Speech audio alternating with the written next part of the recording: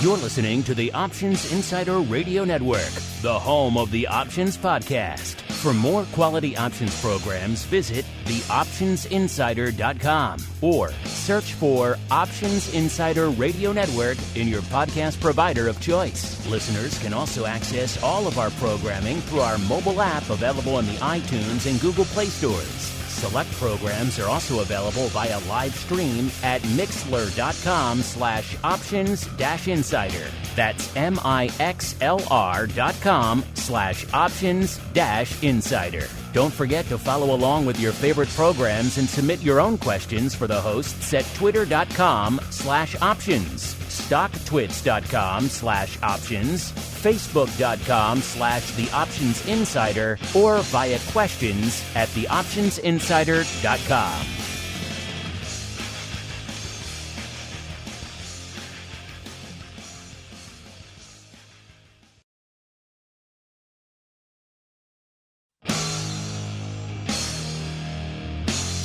And now, it's time for the show that breaks down the options market from unusual activity alerts to market analysis, strategy overviews, listener questions, and much more.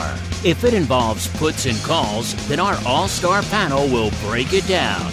It's time to hit the Option Block with your host, Mark Longo from the Options Insider Media Group, and co-hosts, Uncle Mike Tusaw from St. Charles Wealth Management, along with Mark the Greasy Meatball Sebastian and Andrew the Rock Lobster Giovinazzi from OptionFit.com. And now, get ready to hit the Option Block.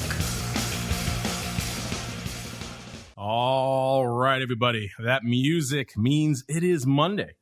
It is noon Central. It is 1 p.m. Eastern. It is time to commence our broadcast week here on the grand movable feast known as the Options Insider Radio Network. How do we do that? Of course, with episode 1 of your bi-weekly options extravaganza known as the Option Block. My name is Mark Longo. I, of course, will be your guide, your host, your maitre d'. I will escort you to your table here to enjoy the show here on the Option Block. Remind you, if you like this show, anything else we do here on the network, keep rating and reviewing it. And wherever you get this content, it really does help the explosion of new people who are discovering the world of options these days. Find a path to our door, and usually that helps them stay around longer and probably be a little bit more profitable, maybe a little bit more sane in these insane times as well. We can't guarantee the latter, the sanity, but we'll do our best. Of course, keep those questions and comments coming too. I want to thank all of you out there as well. By the way, we had just record turnout for our Broker Madness Battle Extraordinaire 2021. We were happy to bring it back. A lot of you folks wanted us to bring it back, and you clearly enjoyed playing because you played in record numbers. I have the results here in my hot little hands, as well as the winners of the fabulous prizes. I will announce all of that later on in the show, maybe when we get to the mail block or so. So stay tuned for that. Saw some familiar names there floating around in the prize winning pool. So that was kind of nice to see there as well. A little spoiler, but also what we like to do, we like to kick off our broadcast week with something a little bit fun, a little bit different here. We've been guessing 80s TV themes forever, but a lot of you have written in saying, you know, it's really called the 80s theme guessing game. Can we expand it to include movies too? And a lot of you have asked that and asked that and asked that. And I thought about it for a while. And today I have decided that yes, because it is called the 80s theme. We just started with TV themes because they're some of the most recognizable, but we never said 80s TV exclusively. So we're going to kick it off. This was a good one. This one, I guarantee you, I apologize in advance, listeners. This one will get stuck in your head throughout the rest of the day. You'll be humming it. You'll be tapping along, probably playing it on your own after the show. So I apologize now. It's a catchy one, but here we go. Expanded 80s theme guessing game. This time, we're looking for the name of the movie. I'll also give you bonus points for the name of the song, but we're looking for the name of the movie. All right, here we go. Can you guess that 80s theme song?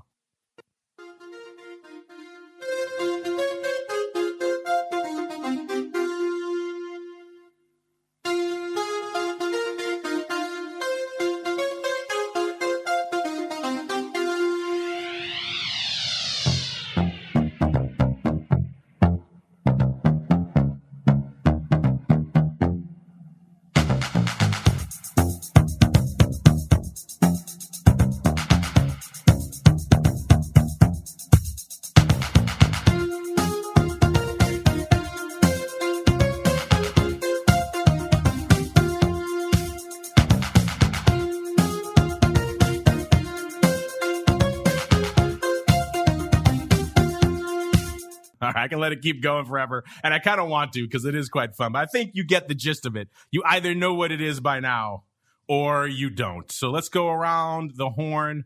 Let's start here because he won the very controversial, much ballyhooed, contentious dinosaurs debate a few weeks ago. Was it the 90s? Was it the 80s? He kind of got edged out by the fact that it maybe was the 90s. So we'll give him first crack here at our first expanded 80s theme song, Mr. Mark Sebastian from OptionPit.com by way of Carmen Line Capital. A, welcome back to the program. B, can you name that movie that song is from, sir?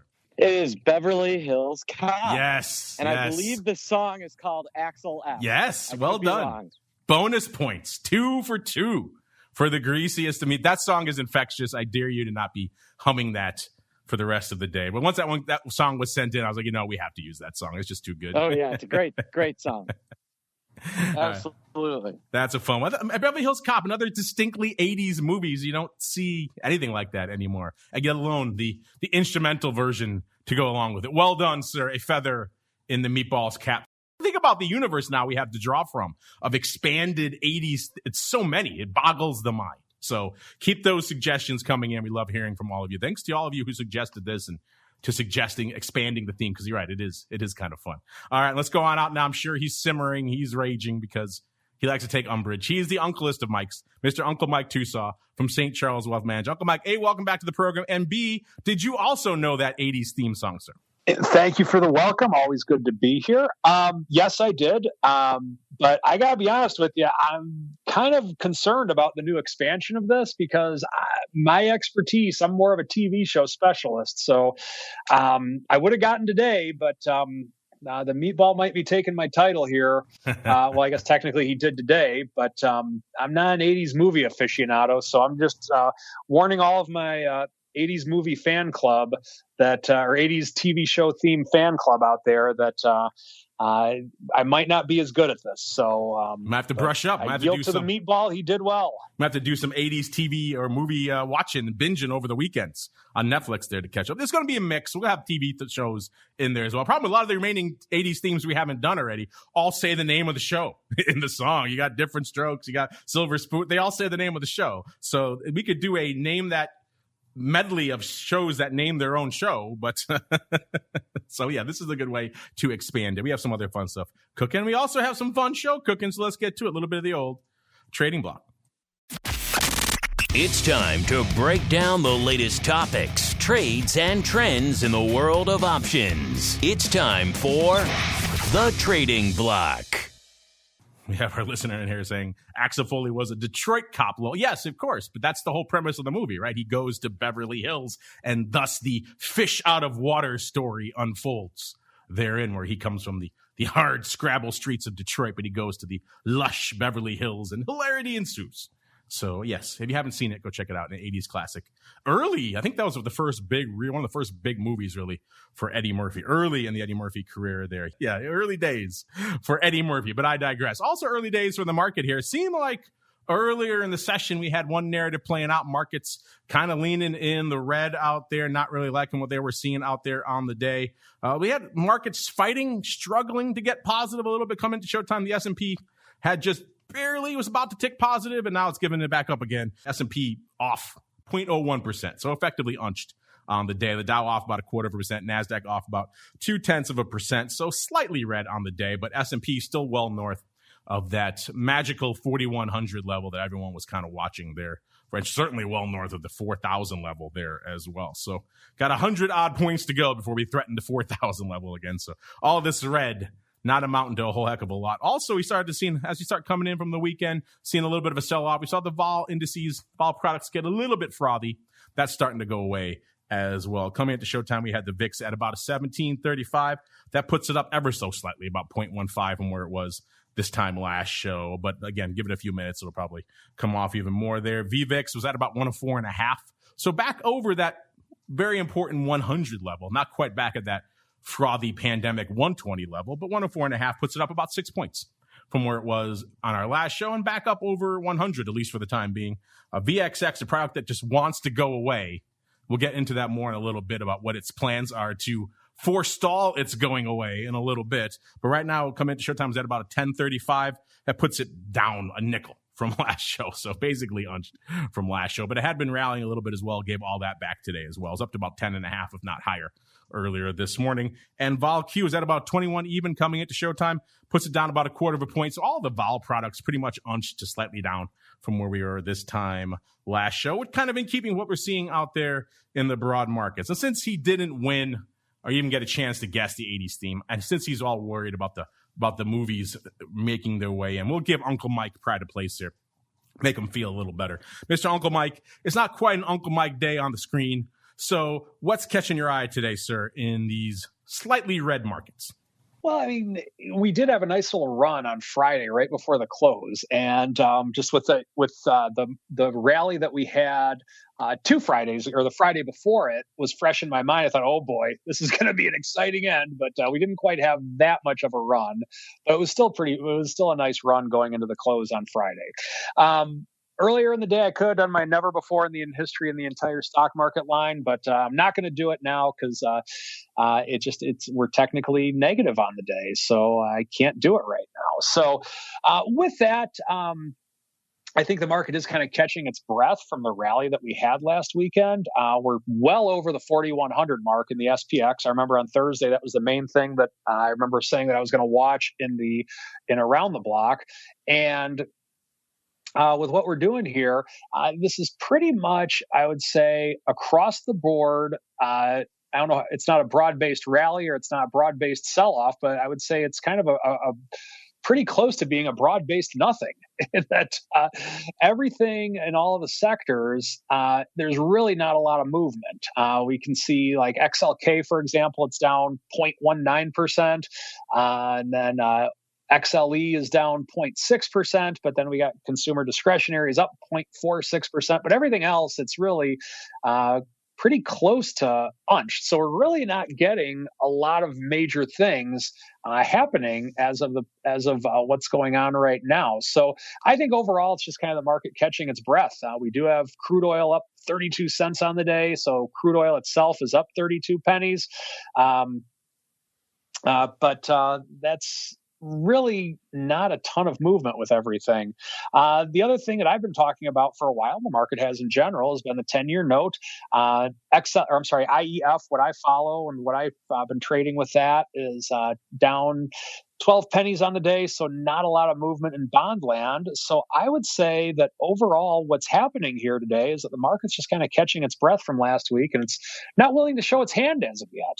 I know the big story. I'm excited to hear Seabass's commentary on some split in something that we've been talking about recently, or some reverse split. I forget.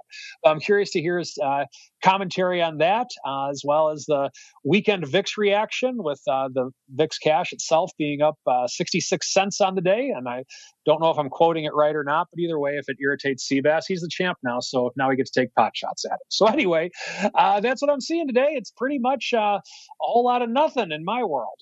See, listeners, the umbrage already sneaking in. He's not the champ. He just won 1 week. Yes, we have to tally all the results to determine who the champ will be for the year. But that is many, many months away from now. Let's go back out now to the greasiest of meatballs, the most Texas of briskets, perhaps even the most Tex-Mex of burritos. Mr. Meatball, sir, what is lighting up your tape out there today?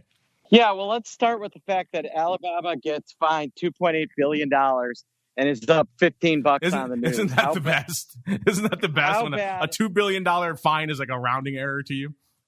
Yeah, how bad were they worried that the Chinese government was going to come down on them? Oh my gosh. NVIDIA's having a huge day. They announced a new chip for AI servers that I think is going to really pump in the stock and causing a lot of pain to Intel and AMD. We've got the Russell 2000 up a little bit, the S&P pretty flat. The NASDAQ is marginally down. It had been really hot. I think this is a retrenchment breather. We could even see another day or two.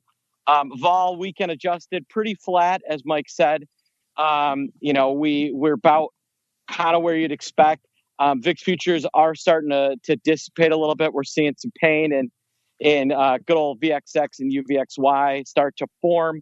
And yes, on Friday afternoon, right after we discussed it on Vol Views, Barclays came out and said, "Hey, guess what we're doing? We're reverse splitting VXX 4 for 1." Didn't I say it was going to come out right after the show? Didn't I not say that?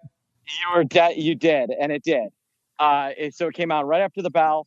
April 22nd will be the last day for the current VXX, and then it'll go 4 for 1. So just be aware on those option trades. I think that's going to be a great opportunity to be able to try and collect some downside primo. Still waiting to hear from UVXY. We haven't heard anything from them yet. Typically you would have heard something by now. Maybe they're just want the product to die off. I don't know.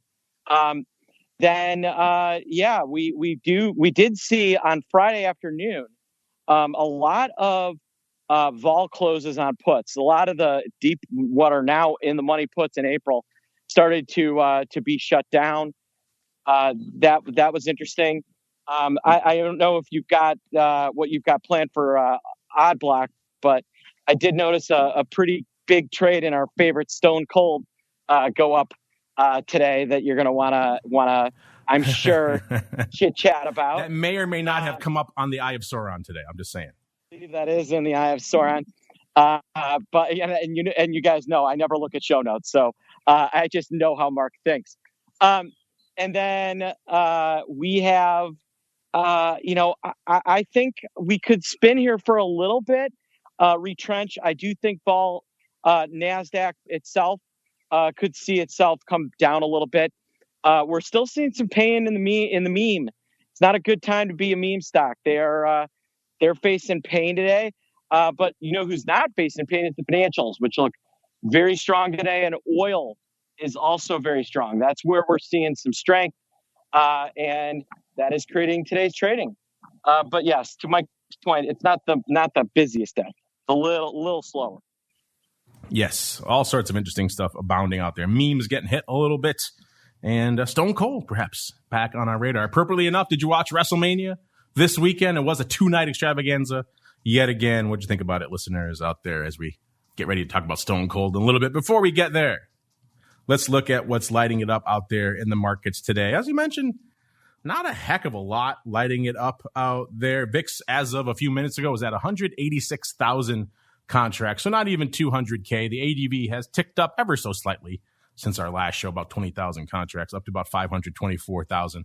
No doubt, as a result of that late last week surge, that explosion we saw, in particular that size vertical in July, almost accounting for all of that, those 400,000 contracts in and of itself, giving a little bit of a lift to the ADV there, at the very least stemming the flow that's been going on. That ADV has been dropping pretty much week after week for the better part of the last month and change. SPY coming into a few minutes ago is at about exactly 2.5 million contracts.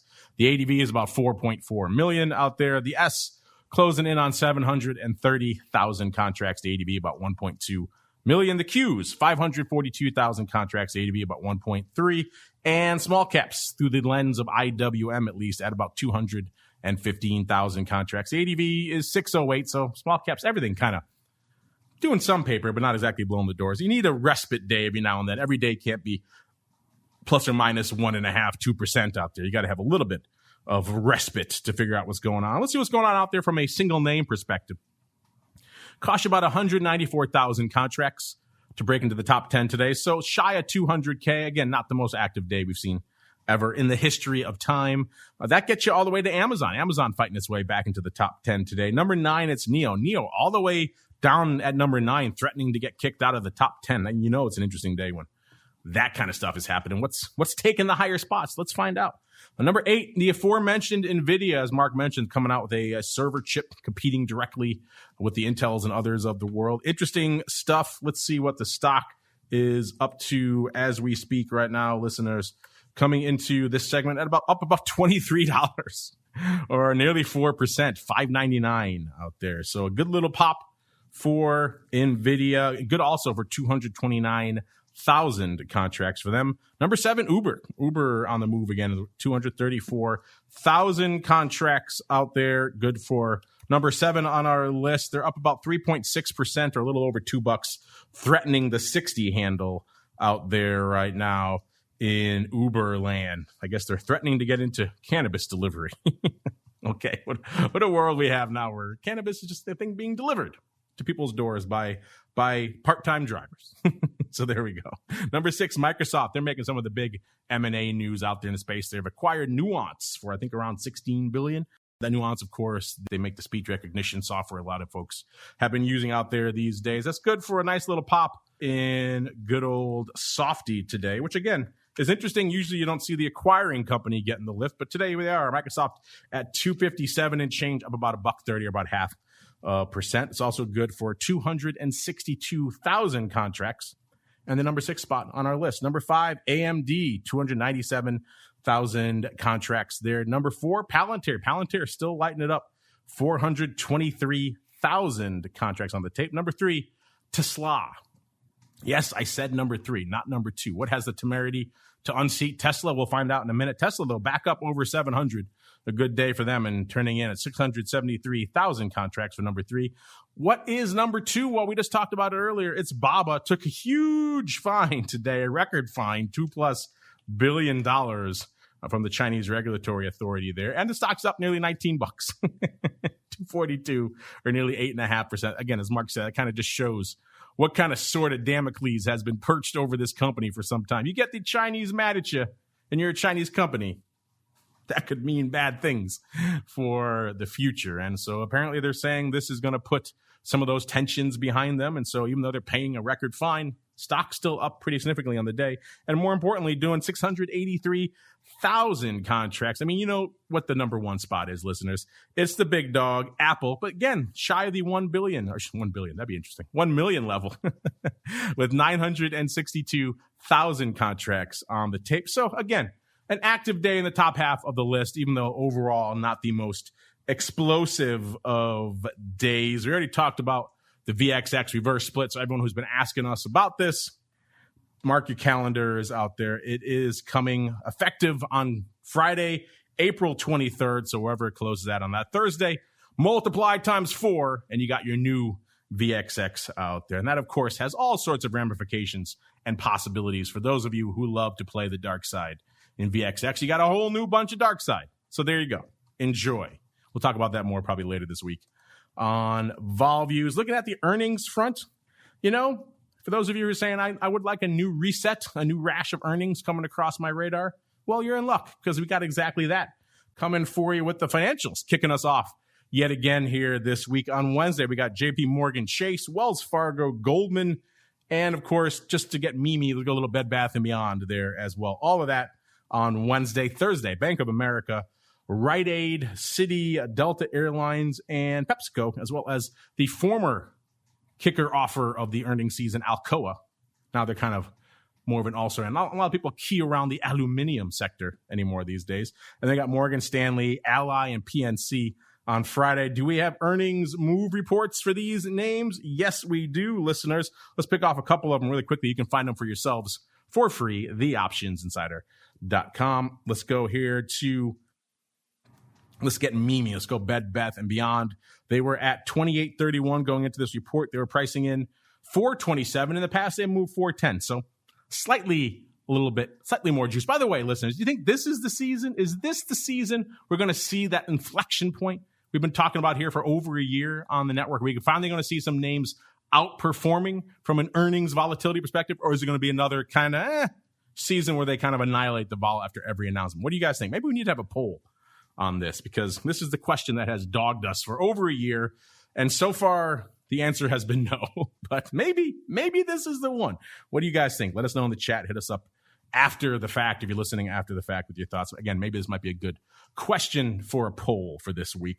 JP Morgan, 155 almost coming into this report. They were they're pricing in $4.50. In the past, they moved $2.80. So Morgan looking frothy, looking juicy. That perhaps is an interesting sign, especially in these days when it's hard to find a little bit extra juice on the earnings front. Bank of America, $40.05. They were pricing in $1.24. In the past, they moved to $1.12. So a little bit extra juice, not a ton out there. And PepsiCo is at $1.43 and about a half. They were pricing in $2.65. In the past, they moved $2.54. So there you go. A little bit of extra juice on the JP Morgan front. The rest of them, not so much. A little bit extra. You know, Bed Bath & Beyond and a few others, a little bit extra, but not a ton on the tape. You know what is on the tape, though? Our old friend Stone Cold is waiting for us. So let's get to it. A little bit of the old Eye of Sauron, a.k.a. the Odd Block. It's time to break down the most interesting, unusual, and downright questionable options activity that's been identified by theoptionsinsider.com. It's time for the Odd Block.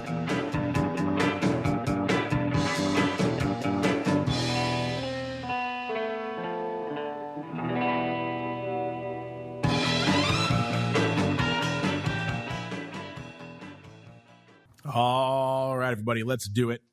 Let's unleash the Eye of Sauron. The first name that it fixated on, it's kind of an easy one. Came across the Meatballs radar as well. In a day that's pretty much light on volume, this one kind of stands out. It's an island unto itself out here in terms of size. It's from our old friend Stone Co. Limited, a.k.a. Stone Cold, as we like to call it here on the show. This one has been a frequent offender in the Odd Block of late. We've seen call action, we've seen put action out there, and all of it for pretty substantial size. So whoever's playing out here in Stone Cold is coming with a pretty sizable axe to grind. Coming into today's show, Stone Cold is at about 67 3/4 off about not even a dime. So it's not a huge underlying day that is driving this out there today. Let's do a quick look back. We have done this a few times now here on the show, but let's do a quick look back at the price action history of Stone Cold. A year ago, it was trading $23, so a wee bit shy of where it is right now. By the way, obviously, this is a Brazilian company over here, and we talked about it a number of times here on the show. And then they kind of, for the rest of the year, kind of had a nice rally to them. By June 8th, the day everyone talks about here, it had nearly doubled, was trading almost $40. So already had a good run from April through to June 8th. But it continued that run. By August 11th, was trading 52. By October 21st, was trading just about $60. And then by late December there, it was trading 85.5. So actually north of where it is right now. Then it looks like coming into the new year, it gave it a lot of it back. It got down to 69 and change on January 27th.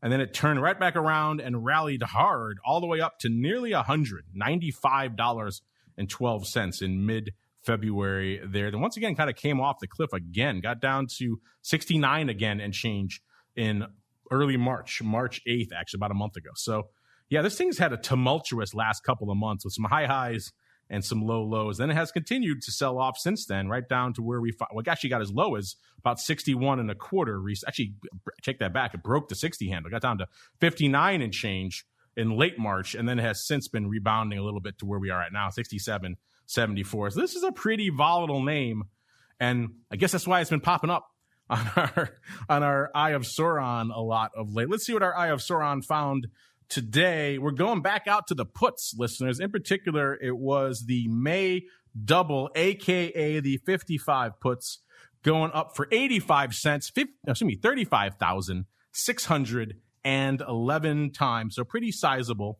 It was 65 cents at 95 when these bad boys went up. So they went up for 85 cents. So pretty close to the offer there. And let's see, they were trading for a 53 volatility. So if you're wondering how much this movement translates into from an IV perspective on the options, about a 53%. The stock was a little bit lower, actually, when these puts went up. Stock was 65.59. So it's rallied a couple of points already today, which is kind of interesting. Are there earnings? Yes, there are earnings in the lifespan of this option, because earnings are on the 18th, and I do believe that falls before, yes, expiration does fall within that. So that does incorporate earnings. So Mr. Meatball, this has the whiff of a pretty sizable earnings-driven hedge out here in a very volatile name, a name that's been kind of all over the place of late. Is that your takeaway as well, or do you think they got a very favorable execution and they actually wrote these bad boys? What's your take on this size Stone Cold paper, sir? These were 100% bought because the stock is actually from where they went up, and the puts are up too. So this flow definitely moved vol. Someone doing a pretty decent sized hedge. A little worried about Stone Cold getting pinned at earnings would be what I would think about here. So this is definitely an eyebrow raiser and one to keep an eye out. We've been seeing a pretty big uptick in Brazilian trading. There was a pretty giant PBR trade that went up last week in calls. So something going on with the the Brazilians, where their options have started to see a nice little uptick. Well, they know we've been profiling them here on the show of late, so they're starting to deliver when it comes to size. We'll come back to our friend Stone Cold. That's for certain. In fact, I'll make a note of it right now because we can't leave Stone Cold here in the dust. Let's keep on rolling here out to, again, it was kind of a light day for the rest of the day, so we're going to look at some names we talked about recently and see if we can pay them off, see if people actually made money or if they gave up a ton of cash here. Let's go back to a trade we profiled here on January 11th, so right in the new year, coming off the heels of all the madness there in D.C. What did we profile? We profiled, so it looks like some call love here, and everyone's favorite, América Móvil S.A.B. de Civi. This is obviously an ADR. This is a Mexican telecom headquartered in Mexico City. I won't tell you where they're trading right now. We don't want any spoilers.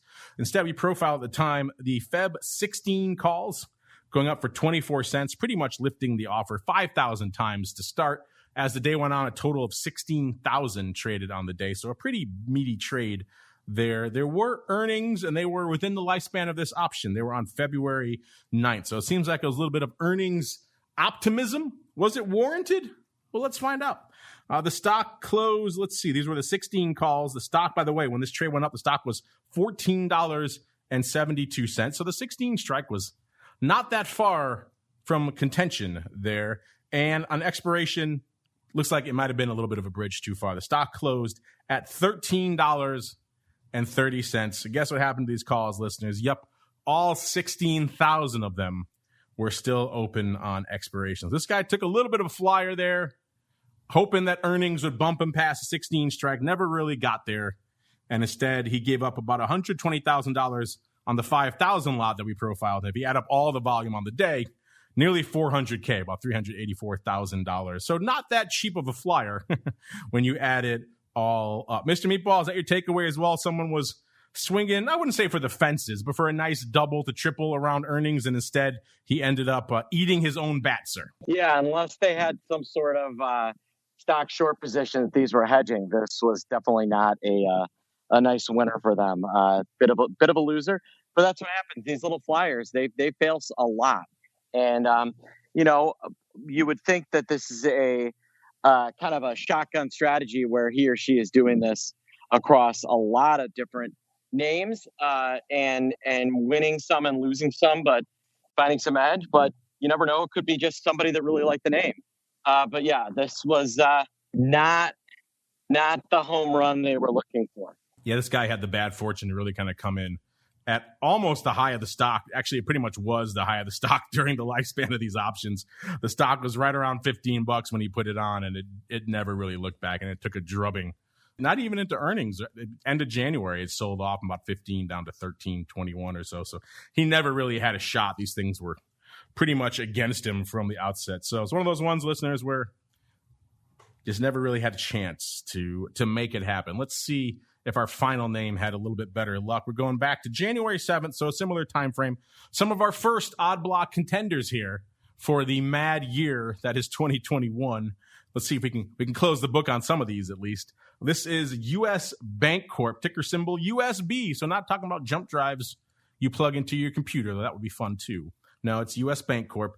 At the time, back on January 7th of this year, we profiled what looks to be like some line in the sand puts to the tune of the Feb 45 puts, going up 7,569 times for 59 cents. The stock was $50.45 when this went up, and it was a decent 36.5 vol. Wasn't an explosive vol level. Yeah, it looks like he was selling these because that was right on the bid when these bad boys went up. There were earnings on the 20th, so this also contained a little bit of earnings juice here. And it seemed like this guy actually had to sweat these out a little bit because he sold the puts kind of near the near-term high of the stock. Like I said, it was about $50 and about $50.5. The stock dropped within a couple of weeks. It got down to $42.75. So then obviously that's a little bit lower than his 45 strike. So this guy was wearing it pretty quickly on these puts, his 59 cents.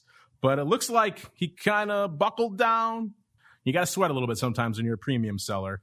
And he kind of held on to he girded his loins, and sure enough, the stock came back his way It rallied back up, and by the time of expiration, the stock closed at $50.02. So there was a total of 9,000 of these bad boys still open at expiration. So yeah, our friend here, he did all right. He made his 59 cents back, but he was wearing it for a while. He was wearing a couple of bucks in his face pretty quickly. So if he had a little bit better risk management, he would have closed it out, and he would have, of course, maybe we always talk about it. Maybe he actually did want the stock there, in which case he would have been okay with it, or at least a little bit less sad about it. But either way, Mr. Meatball, it seems like this guy had to work a little bit for his 59 cents, 7,569 times. At the end of the day, it went his way, sir.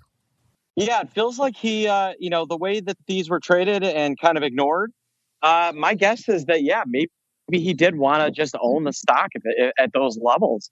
And clearly we see why, because it did go back up. So my guess is there's an off chance this person is bummed. And don't be surprised if we see another sale sometime soon on these to try and get more premium. Yeah, he could very well be mad. I mean, he made nearly $500,000, about $450,000 on the options. But of course, if he had bought the stock and it rallied, it would have been a little bit of a different story. So he could very possibly be upset. But you know what we're never upset at, listeners? It's a strategy block. So let's get to it. It's time to dispense options, wit, wisdom, and education. It's time for the Strategy Block. All right, listeners, it's Monday. It's Uncle Mike Day. So let's get to it. A little bit of the old block of strategery. Mr. Uncle Mike, sir, what do you have in store for us today? Oh, we have all sorts of strategery today. So what I want to talk about today is, I've talked about this before in the strategy block. It's kind of been my go-to in a lot of cases, just because it's just been such a big part of what I've been doing lately. And I want to kind of get a little bit more in depth today on it. But I want to talk about how there's a lot of frustration out there right now with covered call traders, in that the stock has gone in the money and people have been called away, and they're thinking, well, if I just want to hold the stock, then I'd be fine. I would have made more money. Well, I want to talk to you guys, or talk today about the strategy I've talked about in the strategy a bunch of times, just kind of how it's executed and how we do it within our triple income portfolio. So with that being said, covered call, arguably the most basic option trade that there is. You own a stock and you're fine selling the stock at a certain price. So you sell a call against the stock you own. And then if the stock expires above that price, then you sell the stock at that price. But you get to keep the income you collected from selling that call. That money is you. As soon as you sell a call, that money is yours to keep now, always, and forever.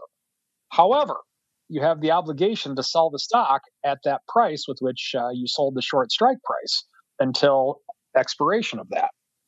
Now, with that, a couple of things that frustrate people about that is that if the stock goes higher and you end up getting called away, oftentimes it'll go higher than the amount of premium you sold the short call for.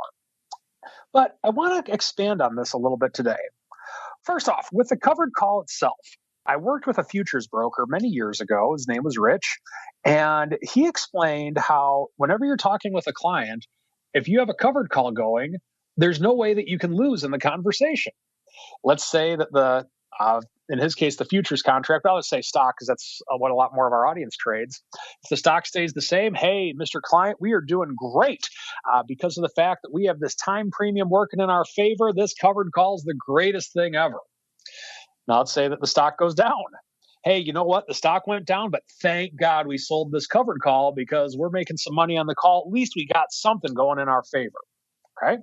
Now, let's say that the stock goes higher. Hey, Mr. Client, things are good. I mean, yeah, we're not going to collect all the upside, but you know what? We're making money. We are making money, Mr. Client. This covered call is the greatest thing ever. So no matter what, with the covered call, it becomes attractive to people because that's ultimately the way it's marketed by advisors and brokers a lot of times. But let's say that you're doing this within a strategy that the stock appreciates. It appreciates a lot. Well, what we do at RCM Wealth Advisors, I'm part of the team that does this. I'm the option guy out of the crew. I know, shocking. But we actually have a portfolio called our triple income portfolio, and we sell. Step one is that we sell a put. We sell an out of the money put, meaning XYZ stocks at 54. We want to sell a 50 put, and as soon as we get put that stock, then we're in the stock. That's stage one of the income. Stage two would be collecting the dividend that the stock pays, because we only do this on dividends paying stocks. And then step three would be once they actually get into the stock, we would sell a covered call against it, and that would be our income. Now, with that, one thing we've been doing the last few years with this has been selling a call spread instead of a covered call. And so on there, what that does is that gives us the ability to still collect some income. So let's say that I'm in my beloved XYZ stock. We got in at 50. We got it put to us. We've collected a dividend as we're waiting for the stock to get called away. But what I'm doing this time, instead of selling a 52 half call, we're selling a 52 half, 55 call spread. And then what that does is we'll still get some income, not near as much, probably about half the income we normally do by doing this technique. But let's say the stock does stay the same. If it stays the same, the call spread will expire worthless, and we are operating the same way we always did. Let's say the stock goes down. Okay, same way we always did. The call spread expires worthless, but we still get to collect that call spread premium. Once again, not as much, but we still get to collect it. Now, here's where it's actually interesting in that, let's say XYZ stock goes up to 55, 60, something along those lines. Well, then you get to participate on the upside as well, meaning that, no, you didn't get as much income on the months where the stock stayed the same or went down. But if you're able to hang around and get one run to the upside out of this stock, that usually makes up, or that can make up for the lost income that you got from the monthly covered calls. Now, with our triple income portfolio, what's been a lot of fun with that is that we have 10 stocks within the portfolio. That's how we track it. And that's how many stocks we use with it. And so the stocks that we've had have been pretty high quality stocks, and they've appreciated a pretty decent amount.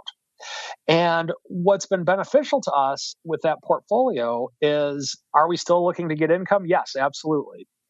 But if one or two stocks has a really nice run to the upside, then that does oftentimes make up for the other stocks that are, and not every time, it obviously depends on what stocks you pick, but that run that one or two of the stocks makes will make up for the loss in premium from selling call spreads instead of just straight covered calls. So if you're concerned that you own a stock and you love getting the premium on it, but you just can't stand the idea of missing out on all that upside to the stock, I would encourage to consider the thought of doing a call spread instead of a covered call. I will write more about this. It'll be on my blog later today for information on following that and some more techniques on what we do. Follow me on Twitter at Mike Tusaw, or feel free to visit my website, stcharleswealth.com. There you go. Give the man a follow on the old Twitters. He's blown up over 100 followers already. He's the darling of FinTwit out there, listeners. As we keep on rolling, it's time to pay off all your crazy broker madness. It is time for a little bit of the old mail block. It's time to take your seat on the All-Star panel as we read your emails, tweets, Facebook messages, website comments, and much more. It's time for the Mail Block. All right, everybody, welcome to the Mail Block. I'm doing something a little bit different today. We're going to pay off the battle that has been raging on our social media and everywhere else for the better part of the last few weeks. And I wasn't sure if we should bring it back or so this year. I wasn't sure, that my staff convinced me that it was a good thing to do this year. And I have to tip my hat to them. They were correct, because you folks really went out of your way to participate in this year's Broker Madness Tournament Extraordinaire. Record number of participants across the board voting for and voting against your favorite brokers. Let me just break down the battles we had here before I get you to our number one winner and indeed our fabulous prize winners. In round one here, the Sweet 16, we had Schwab versus TD Ameritrade. Excuse me, Schwab. That'd be funny. Schwab and TD Ameritrade, the juggernaut, against TradeHawk by Tradier. Surprise, surprise. Schwab won there. Then Tasty Works taking on Vanguard. Tasty won that one. Robinhood versus Lightspeed. Lightspeed, the little engine that could. They triumphed and moved on to the Elite Eight. And Merrill Edge versus Gatsby. Merrill Edge moved on the next week with the Elite Eight, at least for these brackets. We had Schwab, TD Ameritrade versus Tasty. They took out Tasty and moved on to the Final Four. Lightspeed versus Merrill Edge. Lightspeed also triumphing there. They moved on to the Final Four. And then we had the Final Four battle of the juggernaut of Schwab, TD versus the little engine that could, Lightspeed. And guess who won that one? Lightspeed. Moving on into the final battle. On the other brackets, the eastern half of the divisions there, we had in the Sweet 16, Ally Invest taking on E-Option. So Ally and Brian Overby and all his team over there, they triumphed in that one. Then we had Morgan Stanley / E-Trade taking on Trading Block. E-Trade emerged triumphant there. And then we had Fidelity taking on Webull. Fidelity took them out. No quote-unquote millennial Web 2.0 / free broker survived round one this year, listeners. A bad year for them. IB taking on TradeStation in round one, and TradeStation showing IB the exit there, which is kind of interesting. Then into the Elite Eight, Ally took on E-Trade.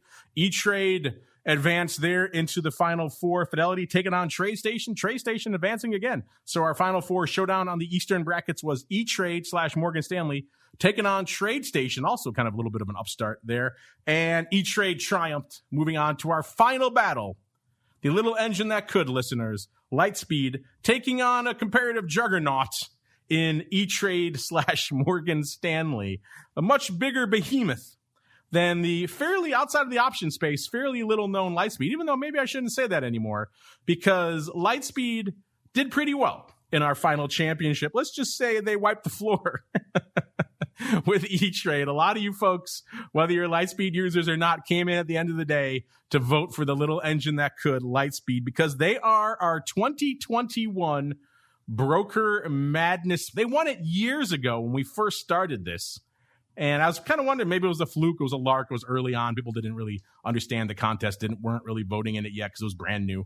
But here we are. It's been around for a little bit now, even though it was off last year. And Lightspeed managing to triumph over some big names. They took out E-Trade and Charles Schwab. So I have to tip my hat to them. Congratulations, Lightspeed, the little engine that could, no longer taking out two of the arguably biggest titans in our competition here this year. To take the crown, we'll have to have the folks from Lightspeed back on the network to congratulate them in their victory. Speaking of congratulations, like I said, we had a record number of you participating round after round this year.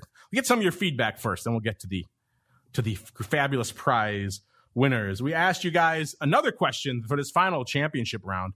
We asked you guys, what would you like to see your broker add? What feature would you like to see them add? We had a Toss user chime in saying, easier way to review P&L on closed trades in Toss. That's interesting.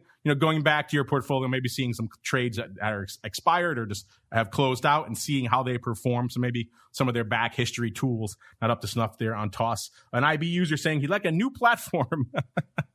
IB is so bad, I can't stop thinking to switch.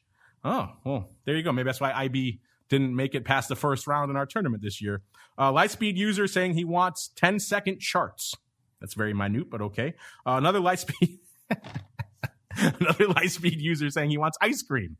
Well, I'll have to put that to the folks that maybe as a victory award for all of their customers who voted, they'll give you all maybe a nice digital coupon for ice cream or something. Lightspeed, the other guy says options. Well, that's kind of the core. If you're voting for Lightspeed in an options tournament, you don't like their options offering. I don't know.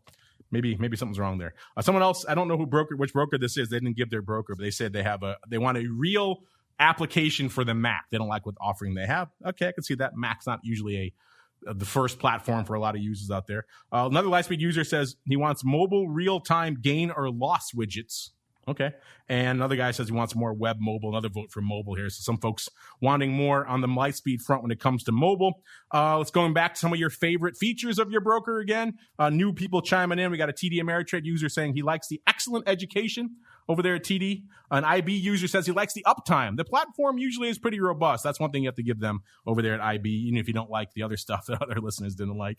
Here's an E-Trade and Schwab user who said he was previously a Options Express, Toss, and Options house. This guy's been around the the space a little bit. He's been to all the brokers. He says his favorite feature of E-Trade is the Power E-Trade app. Yeah, I'm with you. I mentioned that on the show last week. That was kind of surprising to me how good that was compared to the legacy, let's say, options offering from E-Trade, which is, I don't use it. It's abysmal. But the Power E-Trade, which I do believe is the old Options House platform, that's actually pretty decent. The Lightspeed and E-Trade user, he says, he uses them both. So he has accounts at both of our final two names here. He says they have great web platforms and works well with multi-screens over there. Another Lightspeed guy says he likes the customer service, which I do believe the Rock Lobster, or maybe it was the Meatball, called out here on the show. A couple people chiming up their least favorite elements here. IB, another guy saying the platform at IB. So maybe why IB didn't fare too well in our tournament this year. Platform, Thomas needs to spend some money. I know he doesn't like doing that. He needs to spend some money to maybe overhaul the platform a little bit. Another Lightspeed user says, nothing wrong with Lightspeed. I love them. So there you go. Lightspeed clearly resonating with a lot of you. They are our 2021 Broker Madness champions. Congrats to you. Now, part maybe a lot of you have been waiting for in addition to the winner. As I said, this year, we're going to do some fun prizes. We expanded it this year. Usually we give out some cool gear and everything in the past. This year we thought, still pandemic. Don't really want to give out physical goods. People don't want that stuff coming at them yet. So we're going to keep it digital this year. I thought we'd expand it beyond just one person. We'll go all the way out to like the top three winners this year in terms of third place, second place, and first place. So we get a bronze, silver, and gold there with the top winner winning the big prize. Let's let everybody have some fun. So everybody out to third wins a prize. So let's start with third place here. And let's see, I need a drum roll. Cut me in a drum roll after the fact here, producer. So third place winner here, you win a nice, let's give you some consideration for playing here. You get a nice $25 Amazon gift card. That goes out to Alex Aguilar. Congratulations to that. Go out, have fun, maybe get some toilet paper on us over there at Amazon, whatever you choose to do with it. Now moving on to our second place, our first runner-up winner, you win a $50 Amazon gift card. And drum roll, please. That goes out to Paul Berger. So congratulations, Paul. And now for our first place / these are all randomly number generated listeners. So putting them in places doesn't really make sense, but it's kind of fun. This is our grand prize winner.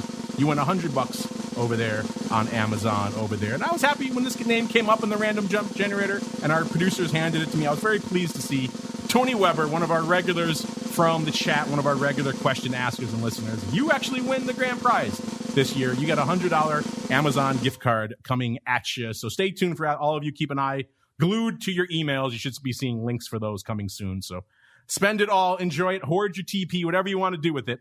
As we go into our final segment, it is time to go around the block. It's time to tell you what we'll be watching on our trading screens until the next episode. It's time for Around the Block. All right. An amazing year for Broker Madness battles. Now let's turn our attention to what's coming down the pike for the rest of the week. Let's start with the greasiest, the Meatball. Mr. Meatball, sir, you got VXX reverse split coming on the horizon. Maybe we got some upside coming back in VIX in terms of upside traders last week on the show. People taking off some of their puts, maybe some other things going on. What's on your radar for the rest of this week until Thursday, sir? Yeah, I want to see if the Russell 2000 is able to build on today's green. And I want to see what happens with financials because I think we got some pretty big earnings this week that are going to drive certainly the Dow and to a lesser extent the S&P. There you go. Mr. Uncle Mike, same question for you, sir. What are you up to? What are you keeping an eye on for the rest of this week as you're busy talking about covered calls to your clients? So watching the numbers, watching the 4,100, seeing if we can hold that. We broke it last week. Now we're going to see if we can hold it. And then I wouldn't be surprised if we had a little bit of a pullback, quite honestly, but hoping we don't, of course. I always want things to go straight up. And then, like Mark, I'm watching the financials. All right, listeners, that music means we've come to the end of this sojourn. Looks like we got Tony Weber in the chat right now. He says, woohoo, TP for life. So there you go.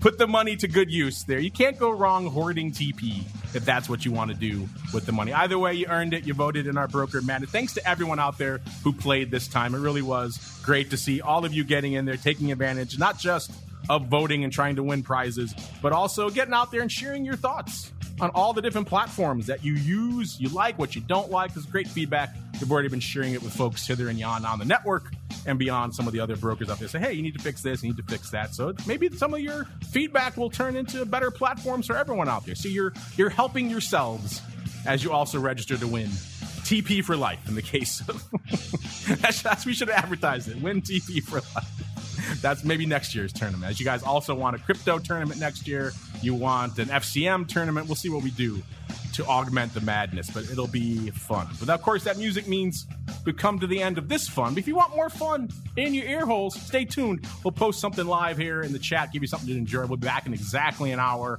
with the crypto rundown, breaking down all the madness going on in the world of crypto from a vol, skew, OI, all of that fun perspective. Got some great guests joining me to help me do just that. But before we do that, let's go back around the horn. Let's start in the land of the Unklest of Mikes.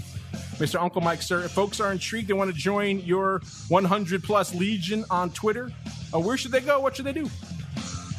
By all means, come follow me at Mike Tusaw.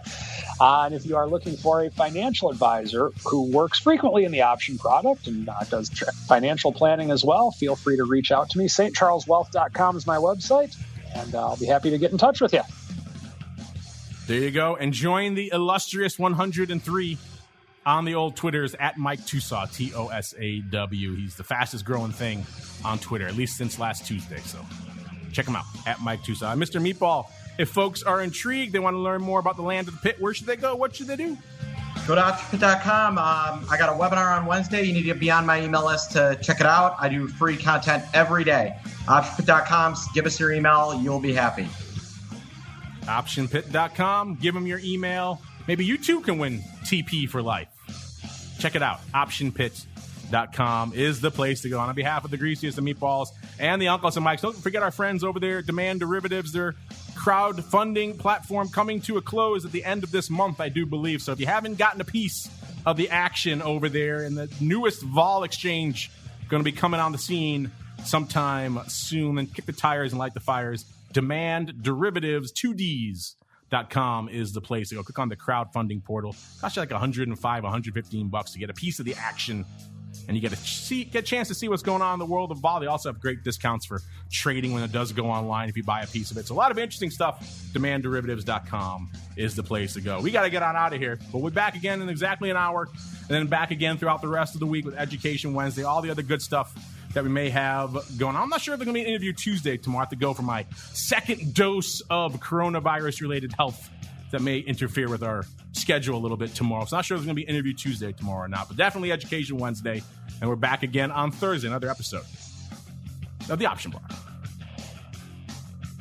You're listening to the Options Insider Radio Network, the home of the Options Podcast. For more quality options programs, visit theoptionsinsider.com or search for Options Insider Radio Network in your podcast provider of choice. Listeners can also access all of our programming through our mobile app available in the iTunes and Google Play stores. Select programs are also available via live stream at mixlr.com/options-insider. That's mixlr.com/options-insider. Don't forget to follow along with your favorite programs and submit your own questions for the hosts at twitter.com/options, stocktwits.com/options, facebook.com/theoptionsinsider, or via questions at theoptionsinsider.com.